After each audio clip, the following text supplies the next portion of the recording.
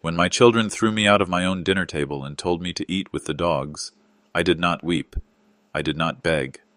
I only swore, in that moment, that if they saw me as a dog, then I would rise as a wolf and tear apart the empire they stole from me. Before we begin, please subscribe to the channel and tell us in the comments where in the world you are listening from. Your support helps us keep bringing you stories of betrayal and revenge. I was never born rich. Everything I had, I built with my own 2 hands. From the sweat on my brow to the blood in my veins, every stone in the empire I created was laid by my sacrifice. I was not a perfect man, but I was a father who gave everything to his children. Their mother left this world too soon, and I swore on her grave that I would raise them strong, protect them from hunger, and give them a life better than mine.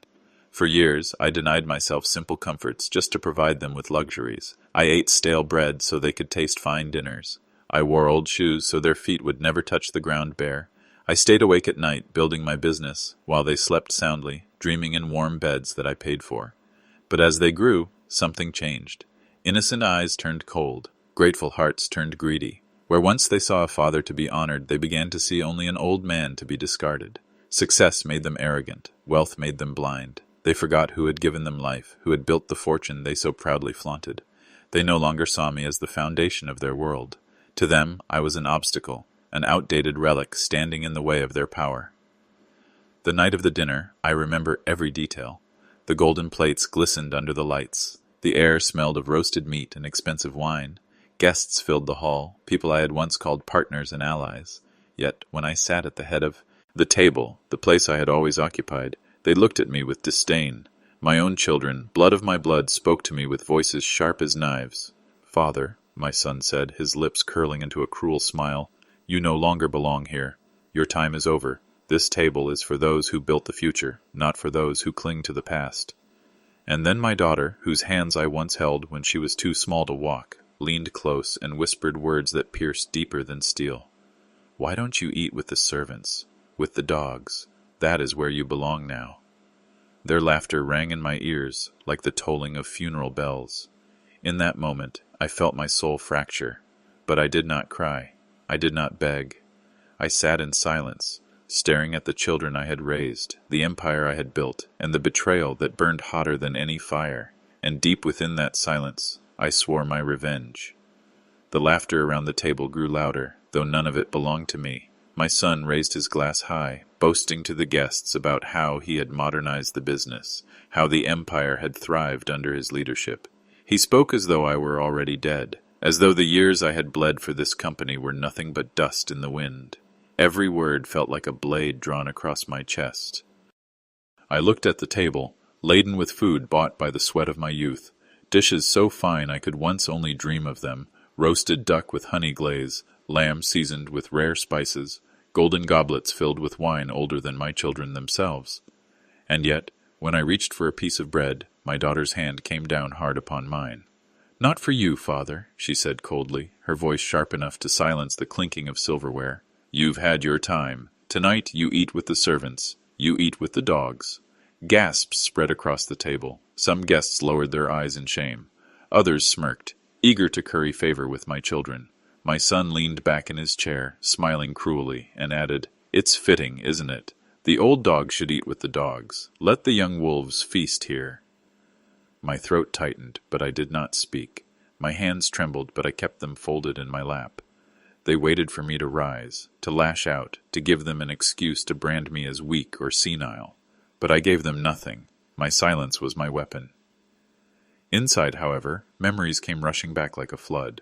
I remembered the nights I stayed awake, sewing torn clothes by candlelight so they would not be ashamed at school. I remembered carrying them on my shoulders when their legs grew tired, whispering promises that I would never abandon them. I remembered their small hands clutching mine, their eyes filled with love and trust. And now those same hands pushed me away. Those same eyes looked at me as though I were filth. One of the guests dared to protest. "Surely, you don't mean that," he said hesitantly, glancing at me with pity. "He is your father." But my son silenced him with a glare. "He was a father," he snapped. "Now he is nothing. He has no seat at this table. This empire belongs to us." The hall fell silent again, except for the cruel chuckles of my children. My daughter leaned, head closer, her perfume sickly sweet, her words venomous. "Go on, father. There is bread in the servants' quarters, or perhaps scraps outside for the dogs. Isn't that where you belong now?" Her laughter echoed in my ears as I slowly rose from the chair. Every step away from that table felt like a nail hammered into my coffin. But in truth, it was not my coffin being sealed that night. It was theirs. They just did not know it yet. I walked out of that hall with the sound of their laughter still ringing in my ears. Each step felt heavier than the last, as if betrayal itself clung to my shoulders, pressing me into the ground. The night air was cold, yet the fire inside my chest burned hotter than any flame.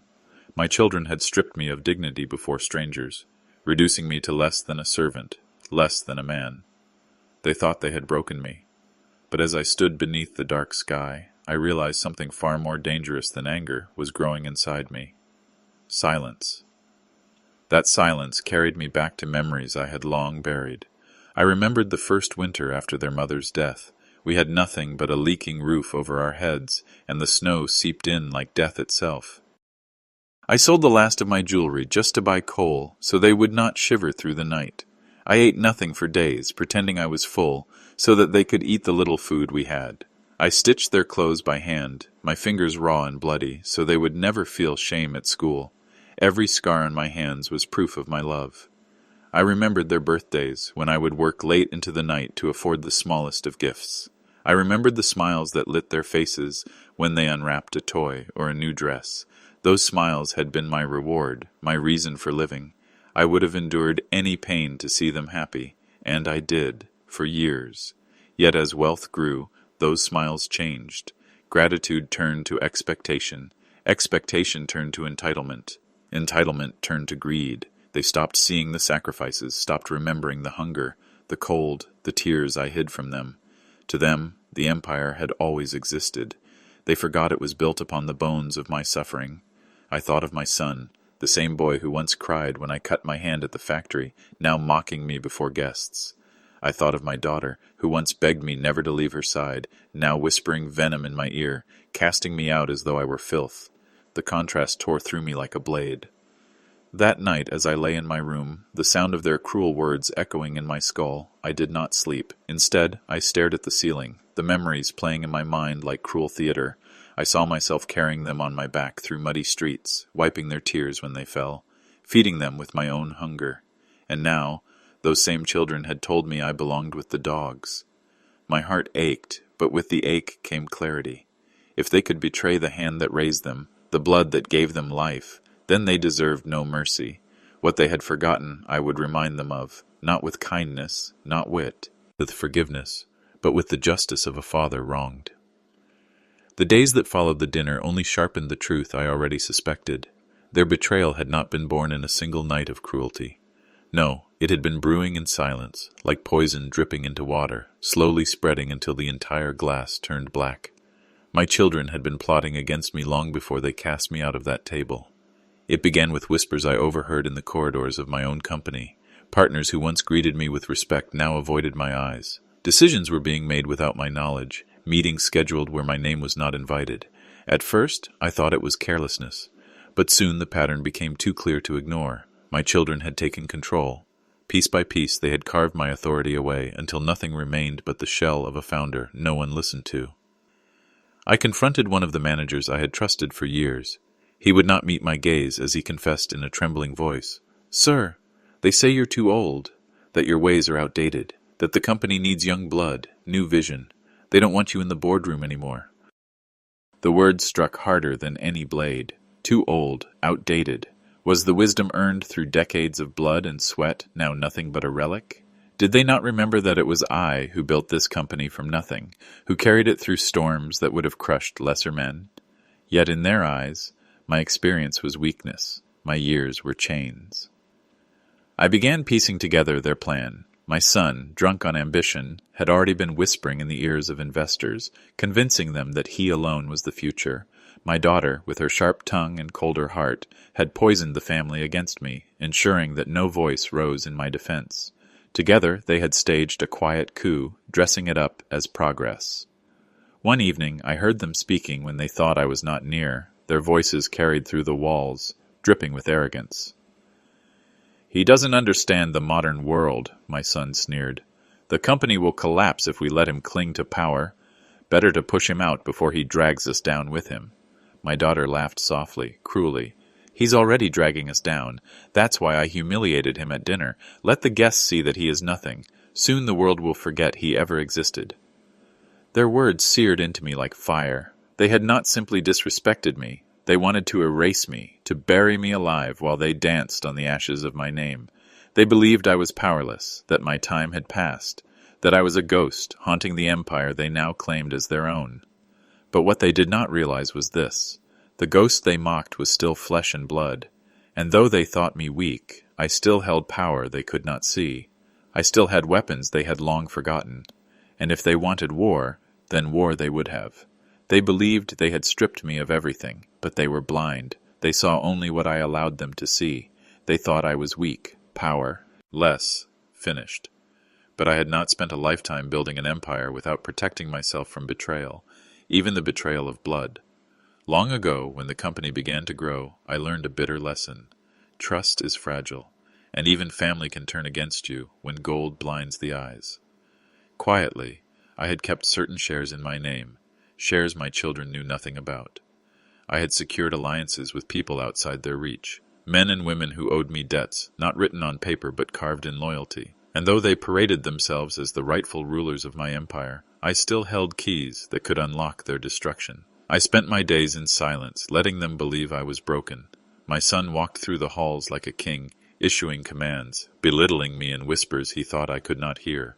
My daughter paraded her cruelty, dismissing my advice with smirks, calling me old-fashioned, outdated, irrelevant. Each insult was a spark, and together they set a fire inside me that no water could quench.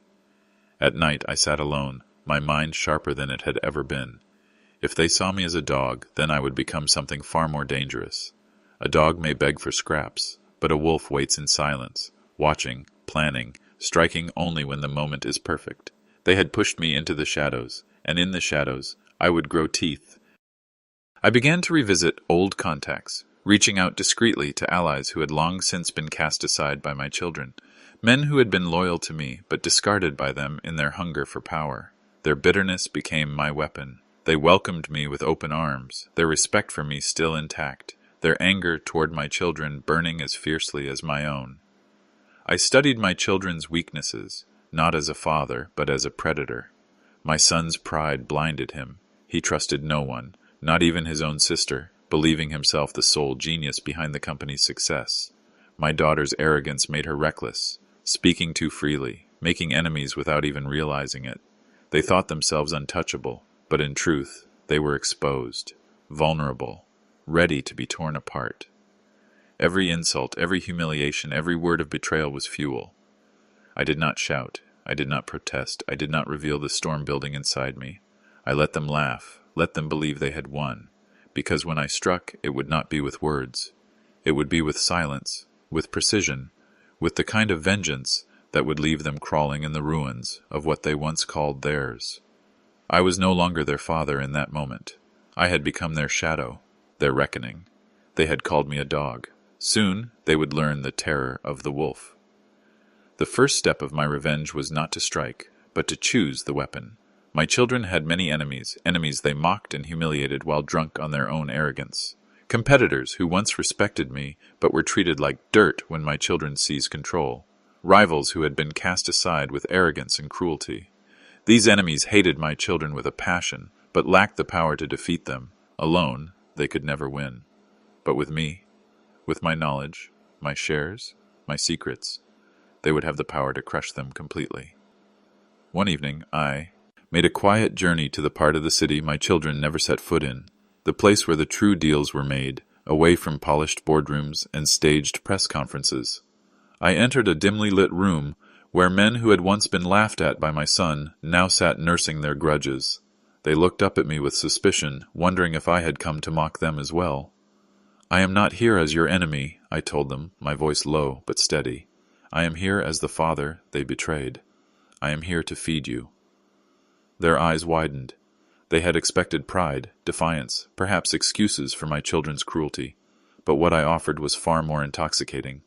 Revenge. I placed papers on the table, confidential contracts, insider knowledge, secrets that only a founder could possess. Things my children had no idea I still controlled. At first, they hesitated. "Why would you betray your own blood?" one of them asked, disbelief in his tone. I leaned closer, letting them see the fire in my eyes. They banished me from my own table. They spat on the hand that fed them. They told me to eat with the dogs. If my children see me as nothing, then I owe them nothing. I would rather see strangers eat at my table than see vipers gorge themselves on my blood. That was the moment the room shifted. Suspicion turned to hunger. Hatred turned to alliance. They listened as I outlined every weakness of my children's empire, clients they had insulted, suppliers they had cheated, investors they had lied to. I gave names, numbers, strategies, and with every word I spoke, I saw their eyes sharpen, their smiles widen. I was not only feeding them scraps, I was preparing them a banquet. But I did not give them everything at once. A wolf does not hand its prey away freely. I fed them slowly, piece by piece, letting my children bleed without realizing where the wound came from. One contract lost here, one investor pulled there, one supplier turning silent. My children brushed it off at first, calling it bad luck, mismanagement by others. They never suspected that the very man they had cast aside was the hand guiding their enemies. And as I watched those enemies grow stronger, fangs sharper with every morsel I fed them, I knew the feast was only beginning. The weeks that followed were like watching a storm gather over a proud city. At first the sky was only gray, a few raindrops here and there. My children were too arrogant to notice. They laughed in their boardrooms, still drinking wine, still speaking of expansion and dominance. They could not see the dark clouds that I was drawing over their heads, but I saw them. I built those clouds myself. I fed the enemies in silence, each morsel of information sharper than a knife. A list of clients my son had mistreated, evidence of unpaid debts hidden beneath falsified reports, leverage against suppliers my daughter had bullied into submission. Every detail I gave was another weapon in their hands, and the enemies wielded them with precision.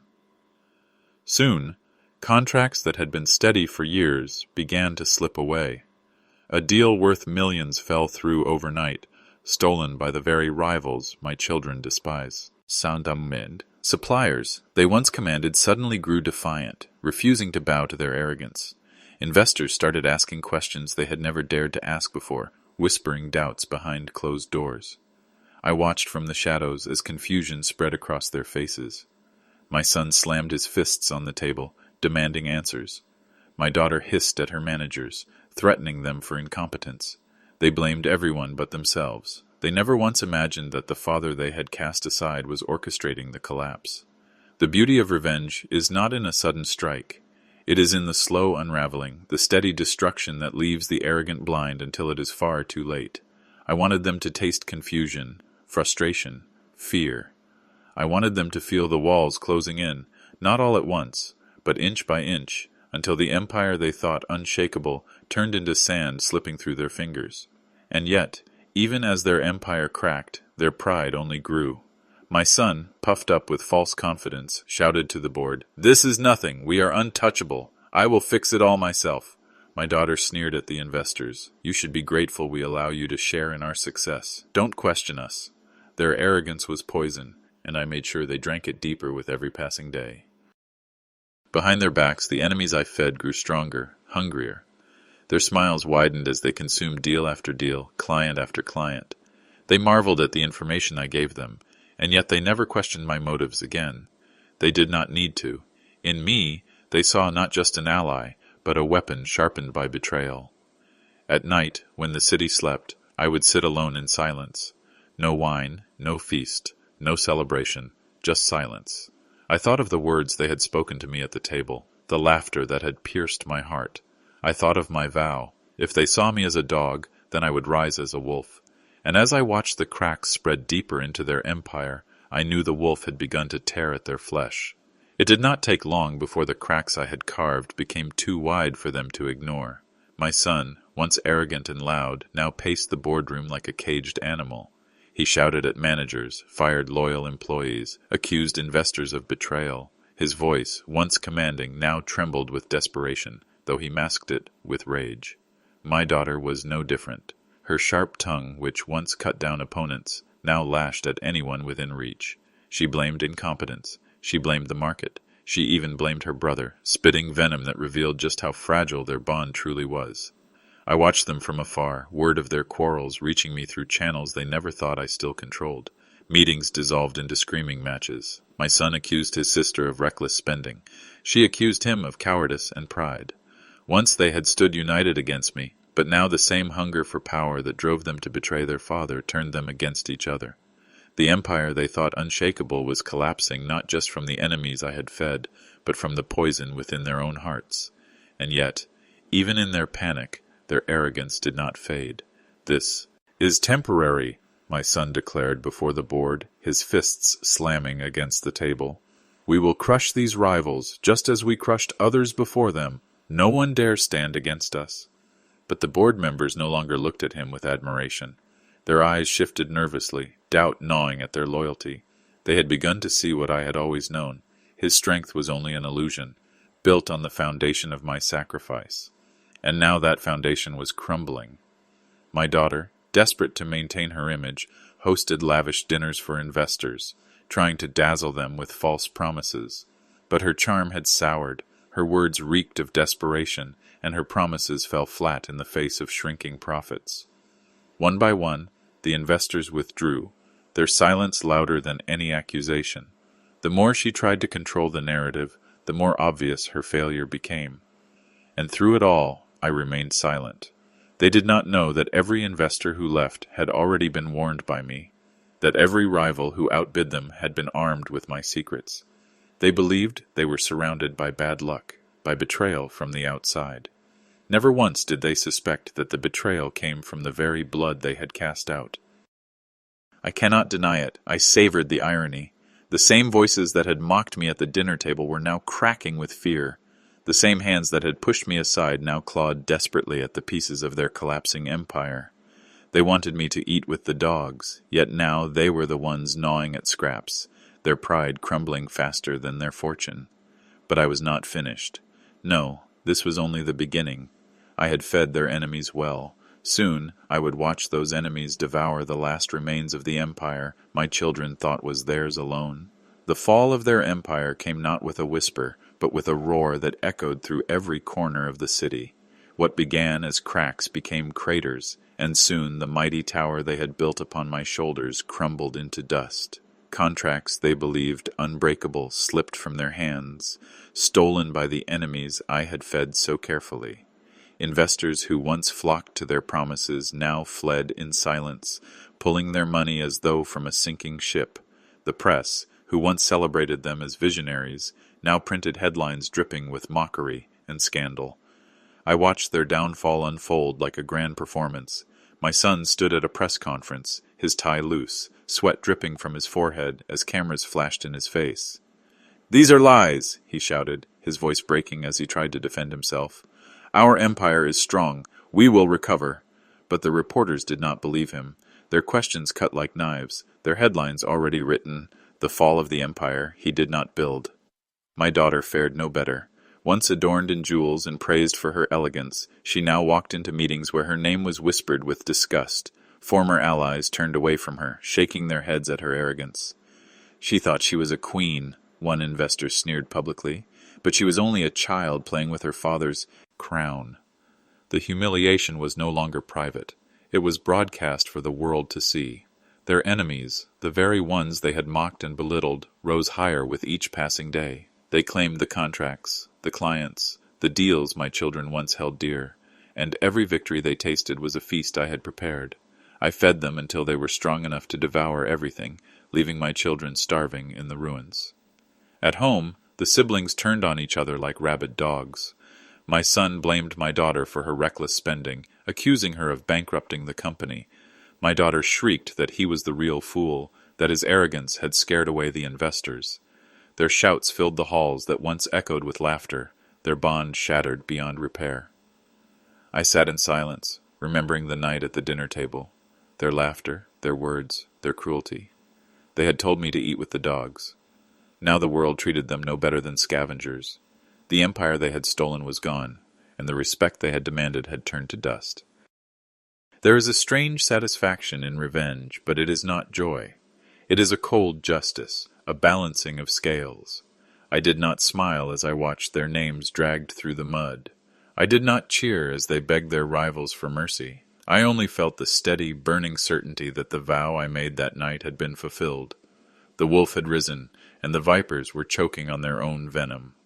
It was almost poetic, the way they returned to me. The same children who once threw me out of my own table, who mocked me before guests and called me unworthy, now stood trembling at my door. They were not dressed in the arrogance of wealth any more. Their suits were wrinkled, their jewelry gone, their eyes hollow from sleepless nights. Pride had been stripped away, leaving only desperation. My son spoke first, his voice cracked and fragile. "Father, we need your help." His words fell heavy into the silence of my home, a silence I had grown accustomed to, a silence that comforted me. He who once declared himself untouchable, now begged like a pauper at my feet.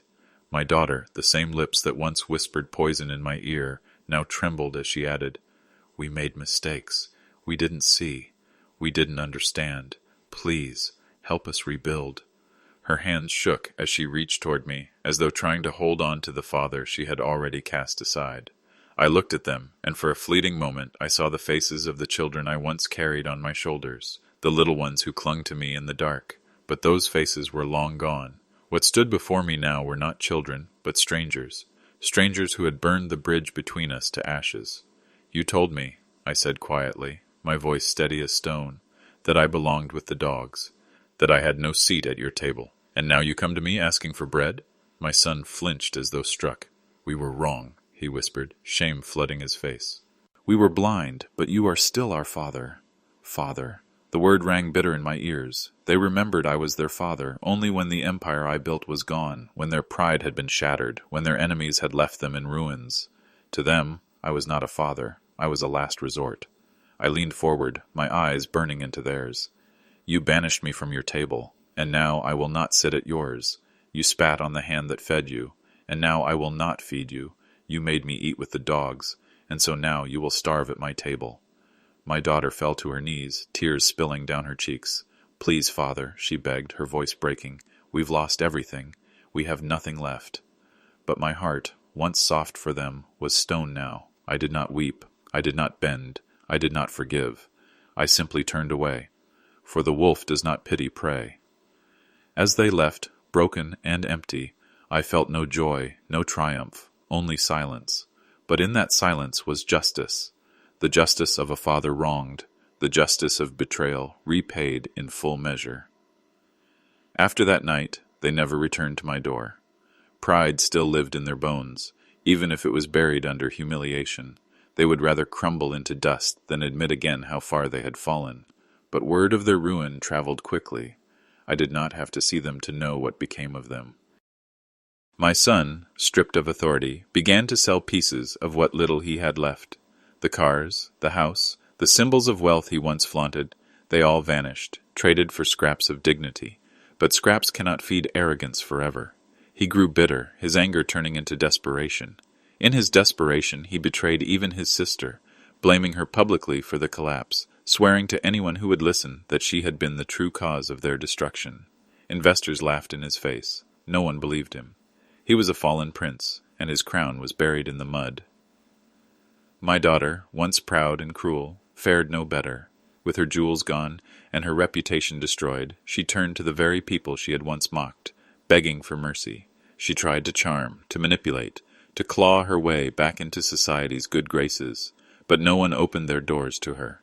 The whispers of her arrogance had spread too far, her name too poisoned. When she appeared at gatherings, people turned their backs. The queen she thought she was had been reduced to nothing more than a wandering beggar in silk torn by shame. And then came the final betrayal. Their bond as siblings, the last thread holding them together, snapped completely.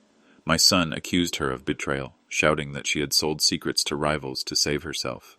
She, in turn, accused him of cowardice, of weakness, of dragging them both into the abyss. Their shouts became fists, their words became venom, and soon they were not siblings but enemies, each clawing at the other in the dirt. I did not laugh when I heard these things. I did not cheer, nor did I gloat. For though they were cruel, though they were heartless, Though they had cast me aside, they were still my blood. And to watch blood turn against blood is not a victory. It is a wound that never heals. Yet this was the justice they carved with their own hands. I had not forborne. Said their greed, their arrogance, their betrayal. I had only given them the rope with which they chose to hang themselves. They had forgotten loyalty, forgotten gratitude, forgotten the Father who built their world. And so the world took everything from them. In the quiet of my home, I thought often of the children they once were, the son who cried when I cut my hand, the daughter who begged me never to leave her side. Those children were gone, buried under pride and greed. What stood in their place had destroyed itself, and I was left only with the ashes of memory, and the silence of a wolf who had avenged his betrayal. In the end, what is family without loyalty? Blood may bind us by birth, but loyalty is what keeps that bond alive. I gave my children everything, my youth, my strength, my love, my sacrifice. And yet, when greed sank its claws into their hearts, they turned their backs on me.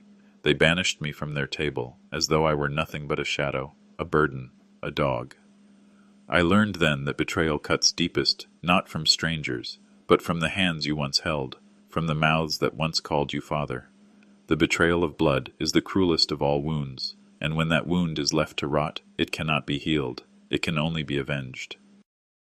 I did not seek joy in their destruction, for there is no joy in watching your own blood suffer. What I sought was justice, balance, a truth as old as time, those who spit on loyalty, those who mock sacrifice, those who forget where they came from. Sooner or later, they fall, and when they fall harder than any enemy ever could. I became their reckoning, not with fists, not with shouts, but with silence, patience, and precision. I fed their enemies, I stripped away their pride, I gave them to the wolves they feared most, and in the end they discovered what it meant to be truly hungry. Perhaps some will call me cruel, perhaps some will say I should have forgiven them, embraced them even after they tore me apart. But forgiveness is wasted on the unrepentant, mercy is wasted on the ungrateful. My children chose their path the night they cast me aside, and I only guided them to the end of that path.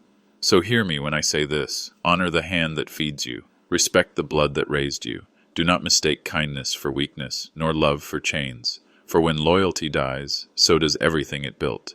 They banished me from their table like a dog, and now they starve at mine. Before you go, please subscribe to the channel and tell us in the comments where in the world you are listening from. Your support means more than you know, and it helps us bring you more stories of betrayal, revenge, and justice, served cold